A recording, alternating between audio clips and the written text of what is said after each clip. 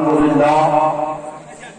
لله رب العالمين والعاقبة للمتقين والصلاة والسلام على سيد الأنبياء والمرسلين وعلى آله وأصحابه أهل بيته يا أيها الذين کہتے ہیں اس کے معنی کیا ہے اور کیوں منایا جاتا ہے.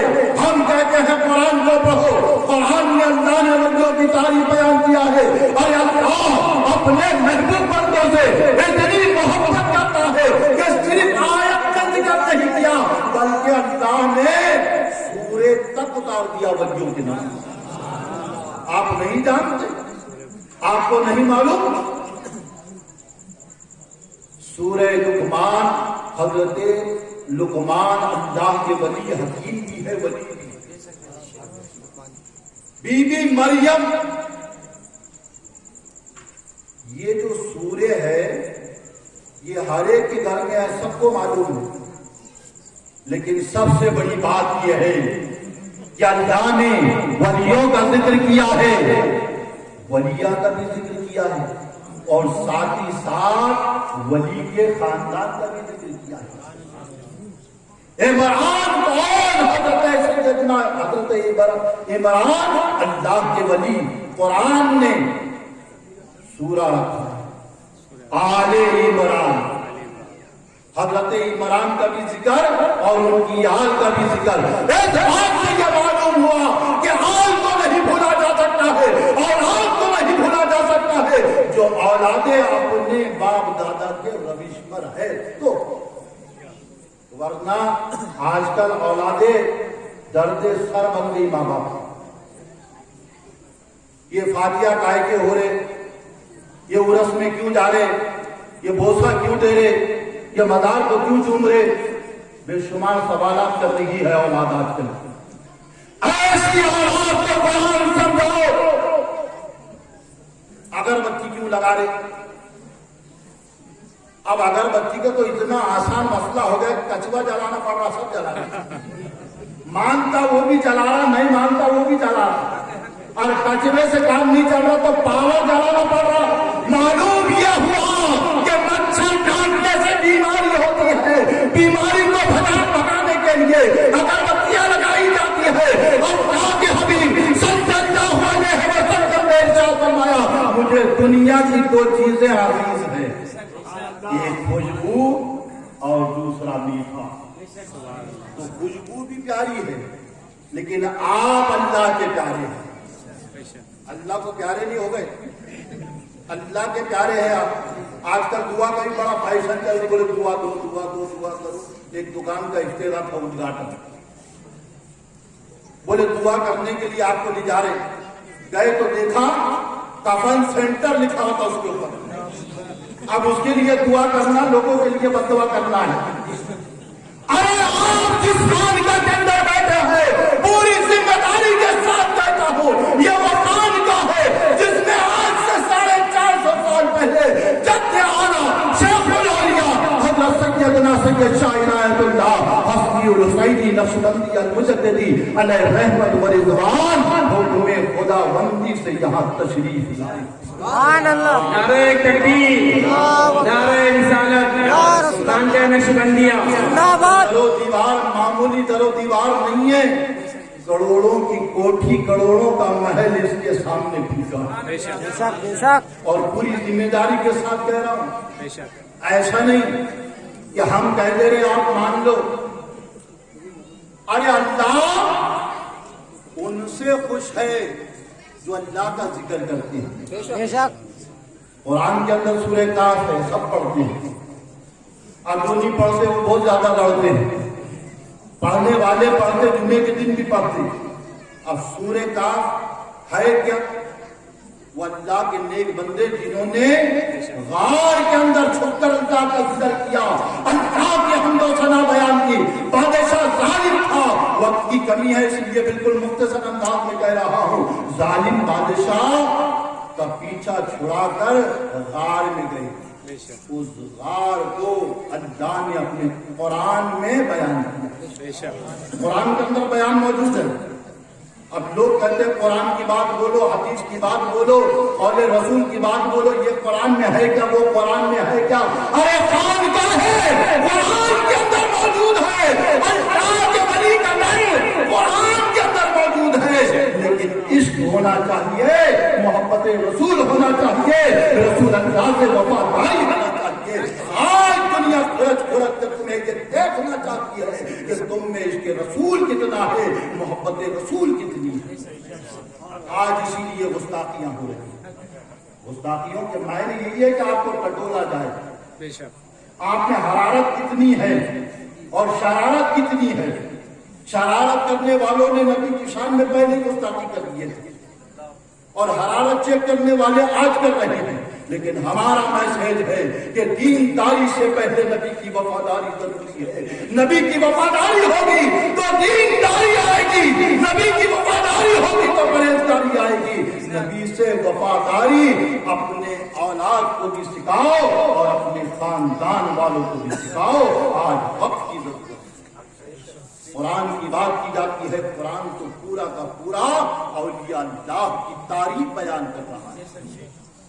اس غار مبارکہ میں جس کے اندر بیٹھ کر اللہ کے محبوب بندوں نے ذکر کیا، اللہ کو اتنا پسند آیا کہ اللہ نے اس غار کو سورہ نام دے دیا، سورہ کاف۔ وہ پہاڑ ہے تو پہاڑ کا ذکر اللہ فرما رہا ہے، غار کا ذکر اللہ فرما رہا ہے۔ اتنا چاہتا ہے اللہ ولیوں کے مقام کو جہاں ولی ٹھہرتے ہیں۔ آپ بڑے خوش نصیب ہے کہ آپ اللہ والوں کی بارگاہ میں آئے ہیں۔ یہ وہ بارگاہ ہے جہاں شریعت کا قانون یہی سے پورے علاقے برار میں چلا کرتا ہے۔ خانقاہ وہ خانقاہ نہیں کہ جہاں ڈھول بجتے ہو، ناچ گانے ہوتے ہو۔ ہم پوری دیانتداری کے ساتھ کہتے ہیں کہ خانقاہ نقشبندیہ کا عرس، خانقاہ نقشبندیہ کا سندل، خانقاہ نقشبندیہ کا ہر وہ قدم وہ شریعت مطہرہ کے مطابق ہوتا ہے اور انشاءاللہ قیامت تک ہوتا رہے۔ یاد رکھو وہ کوئی اور ہوگا جن کی وجہ سے سلسلے بدنام ہوتے ہوں گے۔ ہم تعلیم دینا اس لیے چاہتے ہیں کہ 450 سال سے خانقاہ نقشبندیہ سے جو وابستہ ہوا اس کو مقام اور مرتبہ ملا کہ آپ نہیں جانتے جن کو آج عبد الرحمان سیلانی رحمۃ اللہ علیہ کہتے ہیں، وہ 14 سال کی عمر میں پیدل چل کر دہلی کی زمین سے اس خانقاہ نقشبندیہ میں تشریف لائے تھے۔ اس وقت کے سجادہ نشین مفتی الکونین حضرت سیدنا سید شاہ منتجب الدین جنتی نقشبندی علیہ رحمت و رضوان نے انہیں تعلیم دیا اور ارشاد فرمایا کہ تمہارا حصہ ہمارے پاس نہیں ہے۔ ایسے نہیں کہ پکڑ پکڑ کے خریدتا ہے، پکڑ پکڑ کے خلافت دے جس کا بھی ہے کوئی بھی ذکر ہے۔ اور ذکر کے معاملات تو بڑے عجیب غریب سے ہوتے ہیں، خود نے کبھی ذکر کیے نہیں، لوگوں کو ذکر کرا۔ تیری فکر پہلے کر لے، کم سے کم تربیت پالے، تربیت نہیں اور دوسروں کو تربیت دینے کی کوشش کی جا رہی ہے۔ بڑی عجیب بات ہے۔ خانقاہ نقشبندیہ کا یہ 329واں سے مبارک پیغام دیتا ہے کہ اپنی اولاد کو مسلک کی حق، مسلک کی اعلیٰ حضرت کا پابند بناؤ، اپنی اولاد کو بزرگان دین کا عاشق بناؤ، اپنی اولادوں کو رسول اعظم صلی اللہ علیہ وسلم کا وفادار بناؤ۔ ایسا نہ ہو کہ آپ تو آتے ہیں سندل میں اور آپ کے بچے فتویٰ دیتے ہیں۔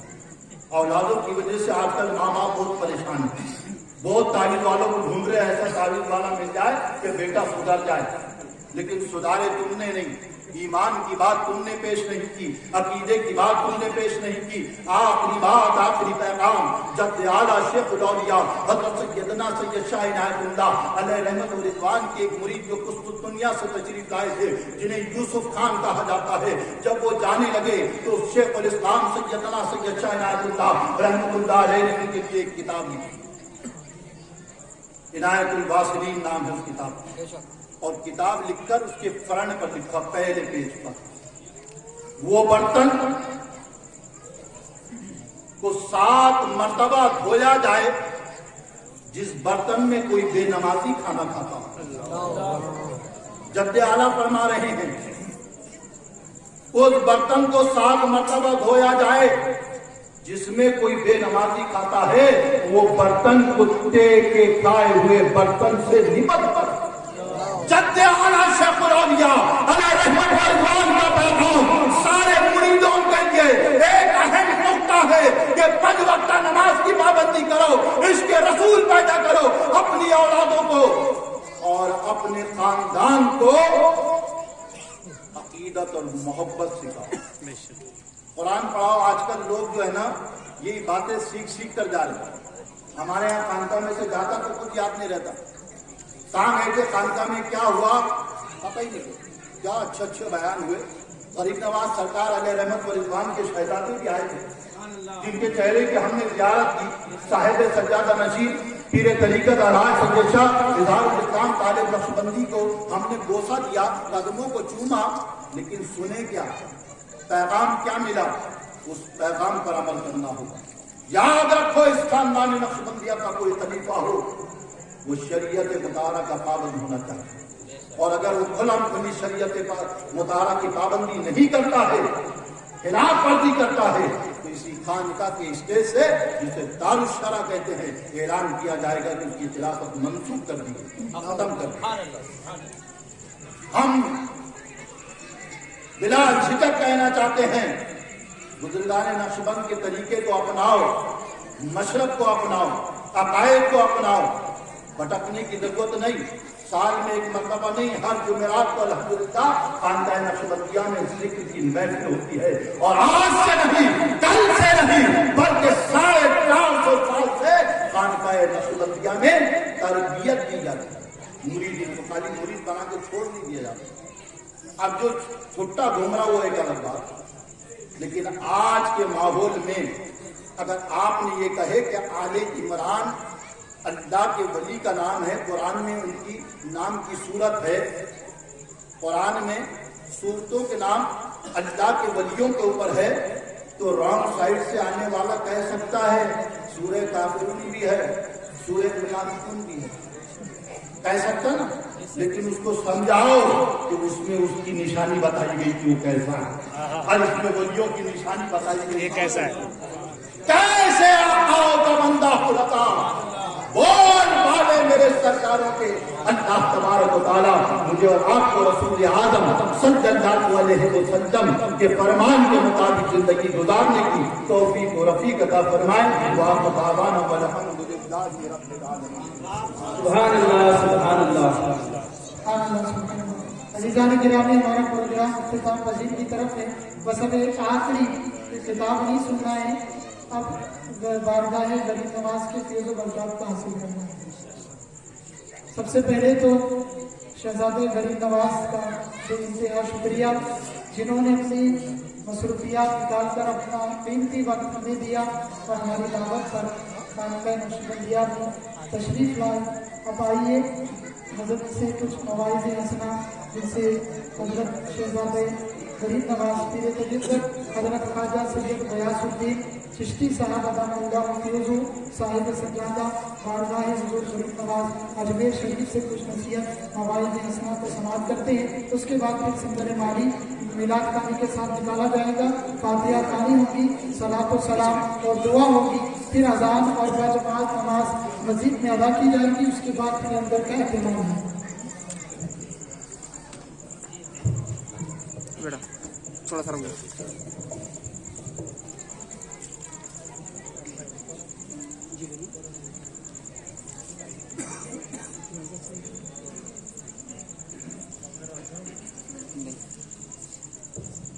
ایسے کر لیتے نا۔ السلام علیکم ورحمۃ اللہ وبرکاتہ۔ اس خانقاہ میں میرا یہ پہلا سفر ہے، پہلی حاضری ہے۔ ہمارے برہانیہ غلام کو تشریف آئے تھے جیسے معلوم ہوا، اور پھر یہاں کے حضرت صاحب سجاد صاحب کو معلوم ہوا کہ ہمارے والد صاحب بھی یہاں تشریف لاتے تھے، اور ہمارے والد صاحب کو بڑی علمی شخصیت تھے، تو یہاں کی لائبریری سے بڑا استفادہ کیا انہوں نے۔ تو بہرحال یہاں پہ حاضری ہونے سے جو پرانے تعلقات تھے اس کی تجدید ہو گئی، اور انشاءاللہ تعلقات آئندہ بھی بڑھتے رہیں گے۔ میرا غریب نواز کی نسبت سے یہی پیغام ہے کہ جو یہاں پر مریدین متوسطین آئے ہوئے ہیں خانقاہ میں، تو نسبت کو مضبوط رکھیں، پیر کی نسبت کو جتنا مضبوط رکھیں گے اتنا ہی پیر سے فیضان ملے گا. دوسری بات، کوئی بھی طریقت شریعت سے الگ نہیں ہے. پہلا قدم شریعت پہ ہے، اس کے بعد طریقت ہے. اگر کوئی آدمی شریعت سے انحراف کرتا ہے اور طریقت کا دعویٰ کرتا ہے تو سراسر جھوٹا ہے. سارے بزرگان دین نے یہی پیغام دیا ہے اور ہر سلسلے میں یہی پیغام ہے. تو میری زیادہ تقریر کرنے کی وہ نہیں ہے، بس اتنا سا پیغام ہے کہ جو آپ یہاں پر تشریف لائے ہیں، اتنا پیسے خرچ کیے ہیں، تو یہاں سے یہ پیغام لینے جائے کہ ہمیں بزرگان دین سے نسبت رکھنی ہے اور جو ہمارے پیر ہیں، کسی بھی سلسلے میں مرید ہیں آپ، اس پیر سے نسبت رکھیں اور اس کے ذریعے سے شریعت کی پابندی کریں اور طریقت کو حاصل کریں. یہی میرا پیغام ہے. اور میں دعا کرتا ہوں کہ ہمارے جو بزرگان دین ہے اللہ ان کو سلامت رکھے اور یہ خانقاہ سے فیضان جاری رہے. جتنا علم کا جو ذریعہ ہے الحمدللہ یہاں سے جاری ہے، وہ اور بھی آئندہ جاری رہتا ہے. یہی میری دعا ہے.